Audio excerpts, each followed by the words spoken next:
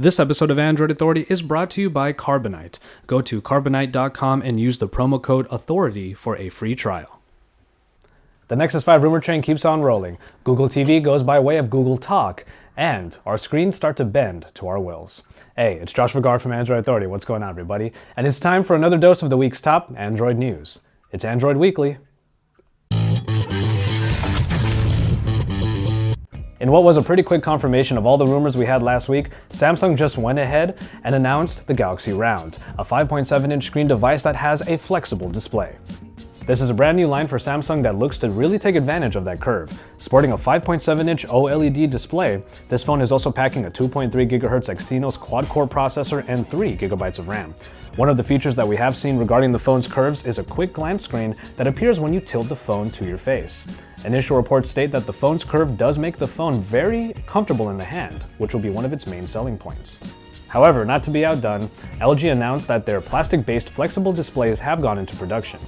Their version of a display with a curve goes from top to bottom instead of side to side like Samsung's screen, and it comes in at 6 inches, 0.44 millimeters thick, and weighs 7.2 grams. While we don't know any more details about the smartphone that this screen will go on, nor the timetable of its release, Reuters reported that the LG's iteration will launch in November.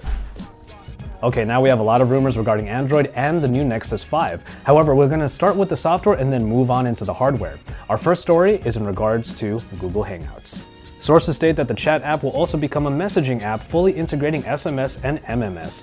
A few images spill the beans regarding a slight revamp accommodating these new features. It is unknown when this update will roll out, but we can expect the Hangouts app to override the messaging app in our Nexus smartphones, much like what happened to Google Talk. Speaking of revamps, we got a lot of news regarding Android 4.4 KitKat's main changes, and one of them will be in the Downloads application. It will get a better hollow look and allow for easier sorting and jumping among the list. Another picture reveals what this will look like ahead of the Android 4.4 launch. Another makeover is in the location settings area. Instead of some jumbled jargon of the original location settings screen, we get better toggles explaining which parts of the phone will be used to figure out just where in the hell you are. All of this information has yet to be confirmed, but we will say that these screenshots do pretty much look legit. Stay tuned to Android Authority when Android 4.4 KitKat launches and we'll have all the details ready for you. We started off the news week with what might be the biggest leak yet for the upcoming Nexus 5. An entire manual for the phone made it online and essentially told us everything we needed to know about what's running underneath the hood. The long 281-page document shows a lot of technical information, but the main bits we're all excited to know about made it in. The new Nexus smartphone will sport a 5-inch Full HD IPS display, the Snapdragon 800 clocked in at 2.3 GHz, weigh 139 grams, and feature an 8-megapixel camera that features optical image stabilization. From what I know so far, the manual has been taken down from the post that we had on Android Authority, but if you look hard enough online, I'm sure you still will be able to find it. Another pretty substantial leak shows us more pictures of the smartphone along with more Android 4.4 pictures. A tipster reported that the phone is a little bigger than the previous Nexus 4, but isn't at all heavier. Dual stereo speakers will make for a very good audio listening performance too. As far as the user interface goes, some aesthetic changes include the newly translucent notification bar and a camera icon that can be swiped in the lock screen to easily enter the camera app. The app launcher icon has been changed as well, while the app drawer itself has been given an even cleaner look with a 5x4 icon grid. Google Now has been updated to allow for more ways to access the search. For one thing, you can just say, "Okay Google," while in the home screens and it'll pop right up. Finally, we see a couple new additions in the settings menu in the form of a tap and pay for utilizing NFC to make payments from your phone, and then the cloud printing feature that was previously reported on. There are a ton of changes coming in Android 4.4 KitKat, and we know that all of this information are all still rumors. However, we might actually be getting some confirmations very soon. The Nexus 5, or perhaps it may be called the Nexus 4 2013 edition, looks to have an announcement date of October 15.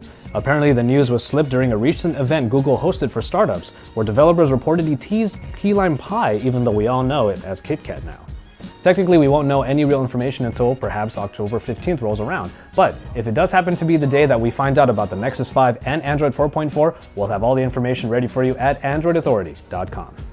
We finally move on from these rumors with some real announcements of a couple new Chromebooks. HP, squarely putting itself into the Google game, unveiled their Chromebook 11. This is a wallet-friendly laptop coming in at just $279 while still sporting some good specifications. Acer had their own Chromebook in the wings, and they made sure to put their price point below that of HP. Acer's C720 Chromebook also has an 11.6-inch display but comes with a Haswell-powered Intel processor, lending it to a possible battery life of over 8 hours. Pre-orders for both of these Chromebooks are already available. Now we move to Sony with the announcement of their own mini-esque offering. The Xperia Z1 F, that's a lowercase f, became official in Japan this week and is quite literally the smaller version of the powerful Xperia Z1, as it is still an aluminum and glass-clad smartphone. With a 4.3-inch 720p display, we have a much more accessible phone for the general user but no lack of power. The Z1F will sport the Snapdragon 800 processor and 2GB of RAM along with the same great 20.7-megapixel camera of the original. It looks like Google wants to drop the Google TV name and somewhat change it up. According to GigaOM, confirmation of a name change sees Google TV become Android TV. This isn't the only place we've seen such a change, however, as some current smart TV offerings don't explicitly say Google TV, but instead say access the latest Google services for TV. While we are still waiting for the actual announcements regarding the changes these services will get, this is certainly one main start. And finally, we end on rumors regarding the Samsung Galaxy S5. We are moving more and more into the general season for the S5, and it looks like along the way, we're going to be seeing how the Galaxy S5 is a more complete offering than ever. Despite rumors that the Galaxy Note 3 will be made into a ruggedized or active version, a report from a Korean website states that the Galaxy S5 will have water and dust resistance right out of the box, eliminating the need for an active version. Without more substantial details, this rumor is somewhat supported by the fact that the Galaxy S4 Active was actually a pretty popular phone, perhaps popular enough to make Samsung change their tune a little bit. And the Galaxy S5 might be getting a bumped up release schedule than was originally expected. It has been reported that Samsung might be announcing the phone in January with a release date of just 1 month later.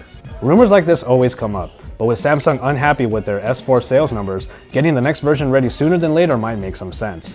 What we are interested in hearing is that Samsung's move to 64-bit processing is very likely in the S5's future. An Exynos 5 Octa 5430 processor capable of 64-bit was also reported along with a 16-megapixel camera with OIS. Even if we are quite a ways off from the Samsung Galaxy S5, we shouldn't be surprised to see that rumors are starting up even this early in the game. And so, there you have it for this edition of Android Weekly. As always, the written post can be found in links in the description below for all of the stories that were covered in this video.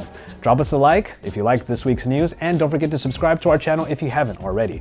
We have a lot of other great weekly shows like Google Play Weekly and Q&A, both hosted by Joe Hindi. On top of all of that, Android Authority has all of the best coverage for you because we are your source for all things Android.